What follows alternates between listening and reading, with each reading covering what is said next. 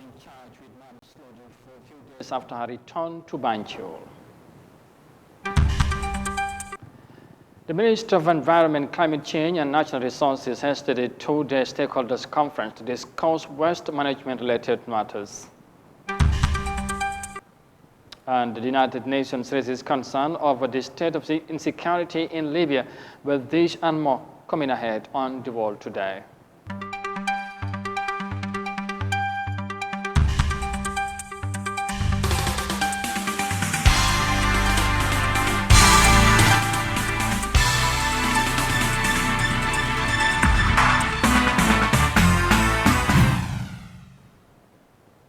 This is Eyeafrica TV and you are watching the World Today News Bulletin. Many thanks for joining us. I am Amadou Kante and now the news in detail. Now, police have charged Sena Mumbai, ex-wife of Babukar Bob Keita, alongside Chernombai and Kibili Dembele with manslaughter. The case was mentioned before the principal magistrate Omar Jaban at the Kanifi Magistrate Court on Tuesday. Prosecutors filed the charge against the three during the afternoon of Tuesday, shortly before the business close. Now, the case has been transferred to Banjul High Court for proper arrangement before the Criminal Division, as the Magistrate Court lacks the jurisdiction to try capital offences. Let's have more details of that in this report by Mafuji Sese. Prosecutors filed the charge against the three during the afternoon of Tuesday, shortly before the close of business. The case has been transferred to the Banjul High Court for proper arrangement before the Criminal Division, as the Magistrate Court lacks the jurisdiction to try capital offences. The new charges against Senabu and two others stem from the 2 years protracted case in which Senabu's former husband, Bubakar Bob Keita, is allegedly accused of raping a young girl related to Senabu. Lawyer Sagar Thomas and Kombegay are the defense counsels for the three accused persons, who are expected to appear at the Criminal Division of the High Court in Banjul. In the new charges, Senabu is accused on count 1 of causing manslaughter, contrary to Section 186 of the Criminal Procedure Code Cap 1001 of the Laws of the Gambia 2009. The particulars indicated that Senabu, on or about the 3rd of July 2020, she is said to have conducted an unlawful act or omissions amounting to culpable negligence by leaving one Mohammed Mai, a 2-year-old boy resident of Brusubi, inside a car, which caused his death. On count 2, Chernombai is said to have, on or about 3rd of July 2020, by an unlawful act or omissions amounting to culpable negligence, left one Mohammed Mbai, a 2-year-old boy resident of Brusubi, inside a car, which caused his death. On a separate charge on count 2, Kibili Dembele is said to have, on or about 3rd of July 2020, by an unlawful act or omission amounting to culpable negligence, left one Mohammed Mbai, a 2-year-old boy resident of Brusubi, inside a car, which causes his death. Meanwhile, the three accused persons have been remanded at Mile 2, pending the police to send their file to the Attorney General's chambers. The court file has been transferred to Banjul for the Chief Justice to assign a judge to continue the trial. For African News, I am Mafuji Sise. From a report there by Mafuji Sise, moving on to elsewhere in the continent, the impact of the coronavirus pandemic continued to affect the lives of many South Africans, especially the youth. The rise in inflation and the growing unemployment rate has further exacerbated the situation in the country. Now, as featured in this report, the COVID-19 pandemic has shattered the dream of a young South African who wanted to become a football star. Here's more of that in this report. COVID-19 disrupted Avoyili Mankasa's dream to be a football star. He dropped out of school and took on a side hustle, buying and selling fresh meat. Going to sleep without no food, you're gonna be writing exams tomorrow, you didn't eat, so it's starving. So I had to make a plan for my home. I grew up without a father, so my mother is the one that is providing home. So I had to man up myself. Mankasa doesn't own a vehicle, so it takes long hours and hard work to run his business, which is now a full-time job. Each day I do have maybe orders such as 50 orders, then you cannot put it in the taxi. It's another challenge to go to those people to deliver, because of I still need a car to deliver in these places. So A lot of mine I spend in taxis and taxify. Mindful of the youth job crisis, the budding entrepreneur pushes on. The poverty and unemployment rate is too high, so I just wanted to create something where a youth can also learn, because of a youth is being destroyed by drugs and stuff. Side hustles have become a lifeline for almost half the working population. Inflation has been increasing quite rapidly as of late, but at the same time, wages aren't growing at the same rate. And so what that means is that people's earning power is decreasing, right? And a very, I guess, logical step to take after that would be to grow your earnings if your own income isn't increasing. So a lot of people are pursuing some sort of side hustle. Sadly, few of these gigs survive the long haul, especially for young people starting out. But South Africans are doing what they can to make it from month to month in these tough times.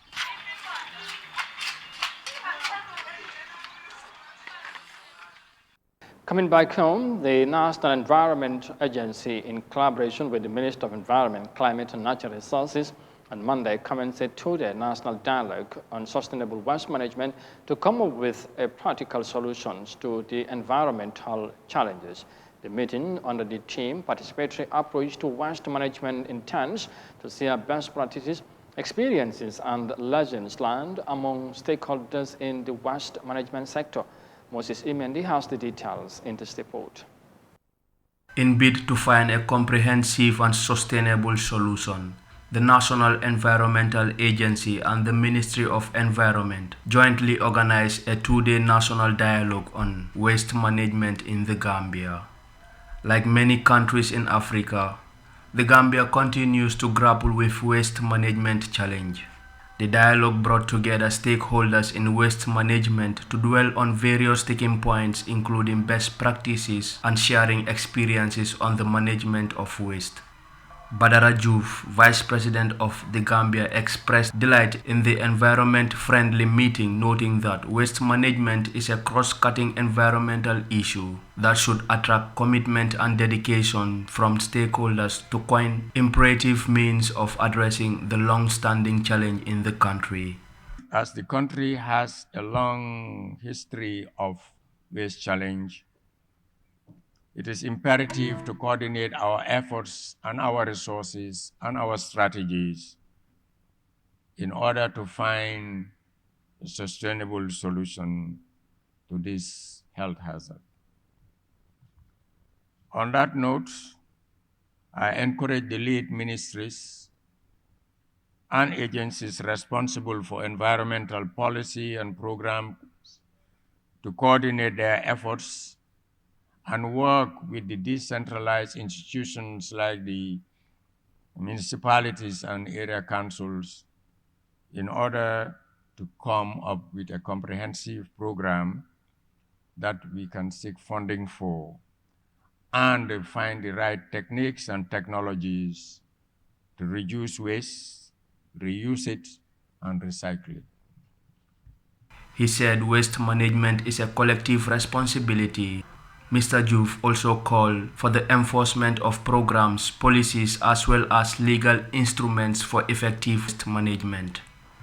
Honorable Rohi John Manjang, Minister of Environment, attributed waste management challenges to lack of appropriate waste disposal facilities and low technical capacity of local government, furthering that waste management is critical to her ministry.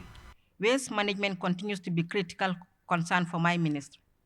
Solid waste collection is currently one of the most critical services whose quality and coverage in the councils has triggered serious public and environmental concern. The Gambia, like many other African countries in the sub-region, is grappling with growing problems of waste that is generated daily. The need to manage this waste effectively has become a major issue for the councils and stakeholders mandated to coordinate and manage waste. The minister highlighted lack of commitment and implementation as obstacles for the government's legal and institutional framework for waste management and called for collective cooperation in combating indiscriminate waste dumping. Abbas Sanyang, Minister of Lands and Local Government, says he is saddened by public negligence of waste management. According to him, The session is significant as waste management remains a catalyst of sustainable development. He emphasized the need for a mass sensitization. Let's never relent. Let's keep sensitizing and talking to our people every time. Honestly, waste management is one of the biggest challenges any developing or developed country is facing today. Therefore, waste management systems demand a high degree of public participation, sufficient funding, and modern waste management practices and technologies. We must manage our waste by collecting and recycling or processing them. Remove all that we can remove from it to the best of our human ability. Then we can think of managing our landfills. But if we just collect waste and dump them, at the end of the day, we'll be living in waste because we'll dump waste everywhere. There will be no space where we can dump our waste. Honorable Sanyang also highlighted the need for waste to be reduced, reused, and recycled, as well as initiate the technological means of waste management. A large amount of waste generated in the Gambia and Africa by extension is disposed at uncontrolled dump sites and landfills, often associated with open burning. Moses Imendi, Eyeafrica News. In other news, Russia's Foreign Minister Sergei Lavrov has reassured Egyptian authorities that their ordered Russian grains would be delivered. The Russian top diplomat was speaking during a visit to the North African nation amid the geopolitical crisis in Western Europe, which has adversely disrupted the global food supply. Now, Egypt heavily relies on Russia and Ukraine on its wheat importation, thus calling for consensus between the two countries. Here's more details of that in this report. The visit was an opportunity by the Russian foreign minister to address concerns on the impact of the ongoing conflict in Ukraine on Egypt's food security. Egypt, which is the largest wheat importer in the world, depends on 80% of its commodity supplies from both Russia and Ukraine. The crisis had its impact on our food security and energy. Global economies have been affected by inflation and supply chain disruptions, which we have to avoid, especially now that we are trying to recover from the fallout of 2 years caused by the coronavirus pandemic, which has put us under huge economic strains. The Russian top diplomat blamed the West for the latest supply disruptions. There are currently big sanctions on Russia, which prevents our efforts to develop ties with Africa, especially with restrictions on shipments and access to international ports. Lavrov assured that the Black Sea Safe Passage Agreement, which was signed in Turkey on Friday, would facilitate a steady supply of Russian wheat to Egypt. The Russian foreign minister stressed that trade between the two nations is flourishing despite the ongoing geopolitical difficulties in Eastern Europe. Bilateral trade rose to $4 billion, which is a 5% increase year on year. There are plans to reach unprecedented amounts in our bilateral trade. We are planning to increase economic cooperation through the special joint government committee that's been established between us. Moscow is seeking more presence in developing countries like Egypt to counter Western influence, and some in the business community support this stance. Our interests are more with Russia than other countries because we heavily depend on our grains from Russia, as well as raw materials, oil and petrol, steel and other basic necessities. It's also a big market for our citrus products, fruits and raw material. Cairo says it is adamant to maintain strong ties with the Eastern European nation. Amongst other investments, Russia is building Egypt's first nuclear power plant and a huge industrial city at the Suez Canal Economic Zone. In addition to these, Russia is the major tourist market for Egypt. Tourism sector is a major source of hard currency for the stricken economy. It's for this reason that Egyptian officials announced they're planning to implement the Russian Mir payment system for financial transactions from September to encourage more Russian tourists to visit the North African country. On a report there from the Egyptian capital Cairo now to the Asian continent, because 3 Chinese astronauts aboard the country's space station, which is currently under construction, have successfully entered the lab module in orbit for the first time on Monday, a day after the space laboratory was launched. According to the operation team, the arrival of the crew further signifies that work in the space station is improving. The team has also been sharing their experience since the arrival of the astronauts. Here's more of that in this report. The Shenzhou 14 crew are the first taikonauts to enter the Wentian Space Lab module.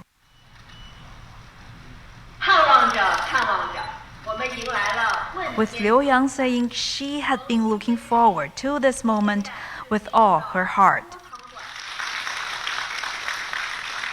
The Wentian Lab module was launched from South China's Hainan province on Sunday and docked with the Tianhe Core module in the early hours of Monday morning. Here it is, that's the new shape China Space Station Assembly has taken, with Wentian being a part of it, and it will keep this straight line look for a while. Wentian's arrival means China's space station construction is moving forward. 就是问天实验舱呢，是我们国家空间站的一个重要。 Wentian is a major component of the China space station. It is the first module in the assembly stage. Wentian provides the astronauts more space to live and work and is the full backup to the space station's system and key functions. With its launch, the station can be in operation for a minimum of 10 years and is more reliable and safer. The Wentian mission has been key. Part of the space station system has now entered that long-term operation. For the thermal control system we're responsible for, it's now fully operational and the status is normal. This means the space station will be able to be in service for 10 or 15 years or even longer. We've prepared a lot for this task, including creating many plans. In our experience, the better we prepared, the smoother the task. And in the short term, there is much to look forward to. We're planning to have the very first space experiment within the first week of Wentian's arrival, perhaps in a few days, an experiment on higher plant growth and microgravity condition. That's our first experiment. And there are more experiments and assignments already lined up, including a live lesson from Wentian. And from that inspiring report there from China, we now take a break and come back shortly. Stay with us, we'll be right back.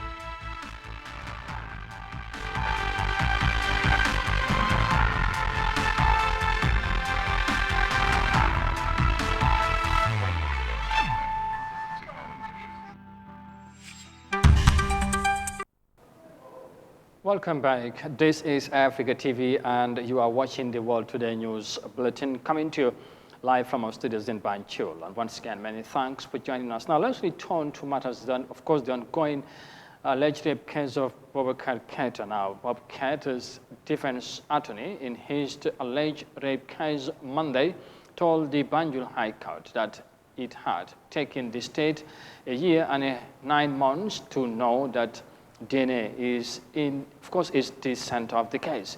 Now, lawyer Kamar made the remarks during Monday's court hearing at the High Court in Banjul. Mafuji Sisi again with the details in this report. Following the submission of defense attorney Lamin S. Kamara, state lawyer P. Gomez challenged the defense attorney's submission, saying the state had earlier written to this defense on April 29, 2021, requesting for the DNA to be taken.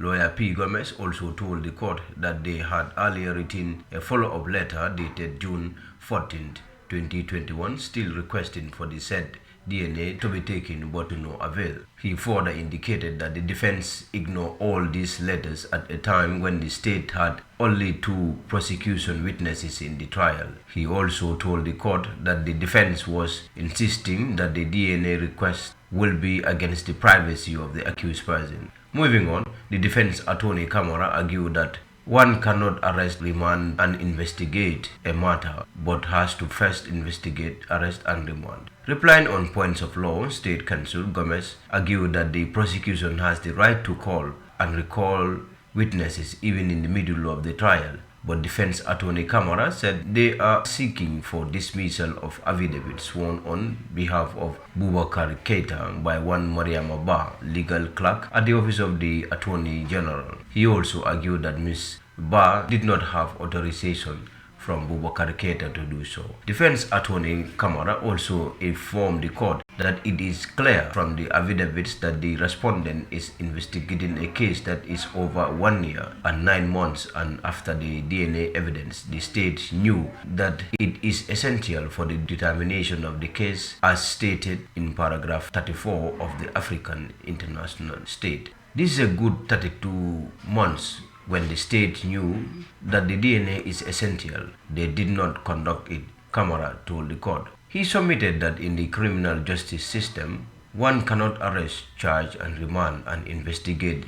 Everything begins first before one charge, arrest, or remand. He further submitted that there is no affidavit in opposition to this court. You don't seek and go to sleep while the applicant languishes in jail, Lawyer Kamara told the court. For Africa News, I am Mafui Sise.